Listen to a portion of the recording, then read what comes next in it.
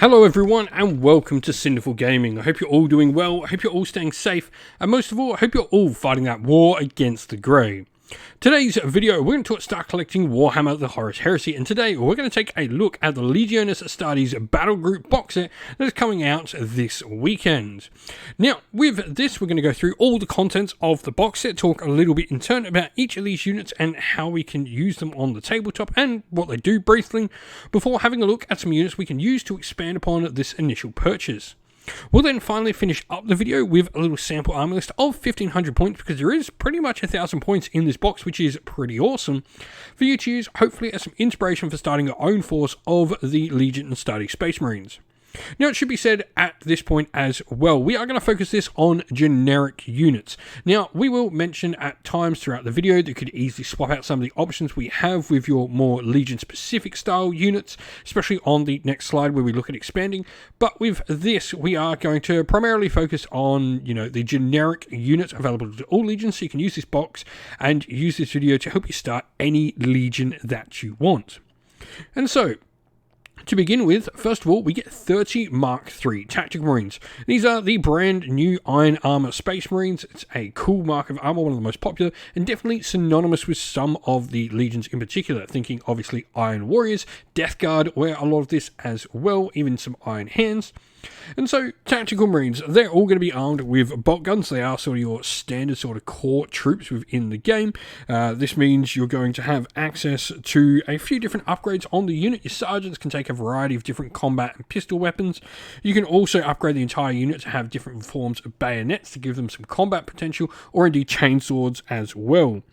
Now, you've also got the options as well in there for things like the Nuncio Vox, the Legion Vexilla, to give you a variety of different benefits to your troops, like some extra sort of leadership bonuses and ability to sort of dictate the flow of battle on the table and help some of your other troops as well. Now, what you can do with this, and what this box comes with, is a special weapons upgrade sprue. This gives you a variety of different special weapons. You have Legion Tactical Support Squads. These use your base Tactical Marines that you get in the box set, and you can equip them with these special weapons in these box sets. There's a variety of different special weapons from standard. They'll come with flamers, but you can upgrade to rotor cannons, Volkite charges, or calivers, plasma guns, and melter guns for a nice variety of different options. Now, these units can be taken in units of 5, and how you have to build up this box to get you a core sort of force. With your Tactical Support Squad, they are a support squad unit, so you must have your sort of core units before you can take these units. Meaning 20 of these models will be needed built as 2 units of 10 Tactical Marines. The other one you could build as 1 unit of 10 Tactical Support Marines with the same weapon, or 2 units of 5 with alternating weapons. Other than that, your sergeants in these units as well can take a variety of different upgrades, though you do drop your special weapon when you do it. I generally think just keeping a special weapon on them is probably the way to go. Now, moving on, we then have the Land Raider Proteus. This is a particular type of Land Raider that is pretty much made especially for transporting troops. Now, depending on what sort of unit you take in your force, this can become an actual dedicated transport for particular units, but in general, it's going to be a heavy support slot. Now, this has some las cannons mounted on it and can upgrade a variety of its different weapons as well to las cannons. Standard though, 2 sponsor mounted Gravis las cannons, as you can see pictured here. You've also got a hull mounted twin linked heavy bolter and smoke launchers. You can choose to upgrade those hull mounted weapons to a nice las cannon or heavy flamer, and you can also choose to give a pintle mounted weapon a multi gets particularly nice if you go the all las cannon build, making a pretty good tank hunter. You've also got the options for a single hunter-killer missile and searchlights on the model as well. 14 armor all round and 5 hull points makes this thing a pretty solid vehicle. It also has a transport capacity of 12, which is nice, can transport Terminators, a decent sized unit, including a character as well. Now, lastly, in this box set, we get another brand new unit, and that is the Deredeo Dreadnought. Now, this is a Dreadnought that is specifically geared towards shooting. So you do have a Ballista Skill 5, which is nice, Strength and Toughness 7, 6 wounds. Now, you've not got a lot of attacks in combat. You only have 2. This thing is kicking people if it wants to do any combat. But armory-wise, this thing has a ton of weaponry. First of all, you've got your Anvilus autocannon battery, twin-linked heavy bolters on its chest, 4 Boreas air defense missiles. You've got your automatic deflector and your helic targeting array as well. Now, this thing can pack out such a big punch. You can choose to swap out those autocannons for either your Hellfire Plasma Cannonade, your Arachnus Heavy Las Cannon Battery, or the Volkite Falconet, all of which are pretty different in what they do. You've got some cool sort of heavy troop Terminator killers, you've got the options for a horde killing version, and indeed a heavy tank destroyer, where the autocannon battery is sort of going to be good against other dreadnoughts and other sort of mid-light sized vehicles. You can also upgrade the chest weapons to heavy flames as well. Particularly cool if you are going into something like the Volkite Falconet, can really turn this into an infantry killer. And you got the ILS missile launcher we can swap out for the Boreas air defense missiles, which is a more non-anti-air version of the weapon. Today's video is brought to you by Gap Games, a fantastic retailer in Australia for a variety of different miniature war games. If you'd like to help support the channel, we have an affiliate link where by clicking on and purchasing, you'll help support the channel, but you'll also help support Gap Games, which is a fantastic servant to the community. Now looking at where to go next. First of all, we're going to look at a Cataphractii Praetor to lead our force. Now it should be said, when you actually pick up the Cataphractii Praetor we've got pictured here, it actually comes with the Chaplain Centurion model down below it as well. So they come as a pair, which is pretty cool, getting two characters which are pretty solid for leading your force. Now, the Praetor is going to be important for maybe the different sort of army list you want to run in the future. What a Praetor will allow you to do is he has a rule called Master of the Legion. This will allow you to pick different rights of war when he's in the army, allowing you to sort of change up how your army fundamentally plays at the ground level. Now, on top of that, he is a pretty good Space Marine character. This one here has a Chain Fist and he's got his Combi Melter, so a pretty nice sort of anti-armor focused Marine.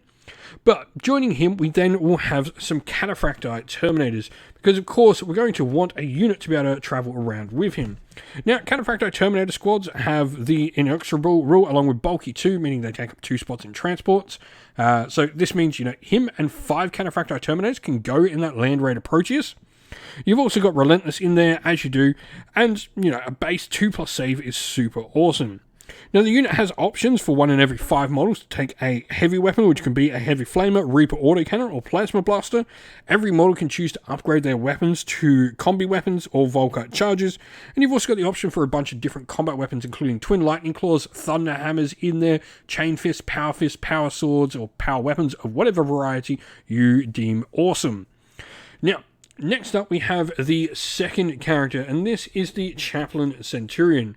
Now, the Chaplain Centurion is an upgrade of the base Centurion. So what this is a particular type of character you can upgrade into various different specialist characters within your force.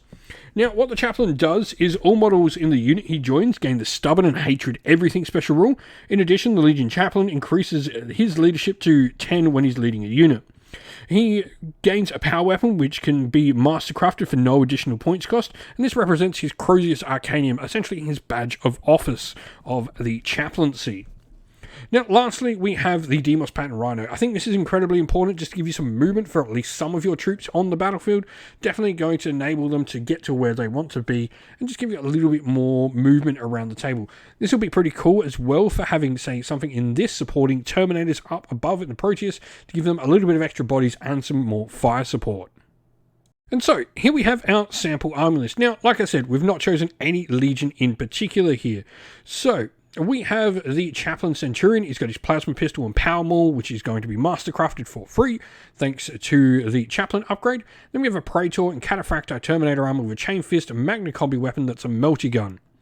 Elites-wise, we're going to have a Cataphractii Terminator squad. Now, we've upgraded them in one of my favourite loadouts, but really, Cataphractii can be upgraded how you want. We've gone for a Chain Fist on the base Cataphractii here with Combi Bolter. The Sergeant has a Chain Fist and his Grenade Harness. We've got a Heavy Flamer and Power Fist, 2 Cataphractii with pairs of Lightning Claws to round out the unit. They are then going to take the Land Raider Proteus Carrier as their dedicated transport. This isn't really that important to do at this point in time, but what it is going to mean is later on you're sort of not taking up a heavy support slot with this. And that's going to have everything upgraded to Las Cannon, Multi-Melter, got a Hunter Killer Missile for the ultimate sort of tank killer. We then have a tactical squad, and this is going to be the unit that the chaplain joins. They've gone for chain bayonets to get them some rending power. And then we've got a base tactical squad here, no upgrades, but they are going to have a rhino transport with dozer blade, which is the most important upgrade you can have a tank for some rerolls on dangerous terrain. Our tactical support squad will have plasma guns for some decent sort of anti-heavy infantry. And then we've got our Deredeo Dreadnought there with the Aulus missile launcher and autocannon battery and heavy bolters. Now, this is a perfect 1500 points, and I want to mention a couple of things here before we finish up the video. You are going to have some options with the Terminator Counterfractite squad here. You could easily choose to make this your own specialist Terminator unit, same as using your Praetor up here instead and upgrading them from a Centurion to some of the Terminator specialist units you can get in the game. But that really is going to be the big option here. You know, you can take some of things if you're playing World Eaters like Red Butchers. You could also take things like the Black Legion Terminators if you're playing in the Sons of Horus. There's a bunch of different options to make this a really cool unit. But with that said, if you've got some ideas on how you'd expand into this box, or indeed the next 500 points on top of this as well, let us know your thoughts down in the comments below. And that's the end of the video. We hope you all enjoyed it. If you did, please don't forget to leave a like and subscribe to the channel, and also drop a comment down below letting us know what you thought about the video.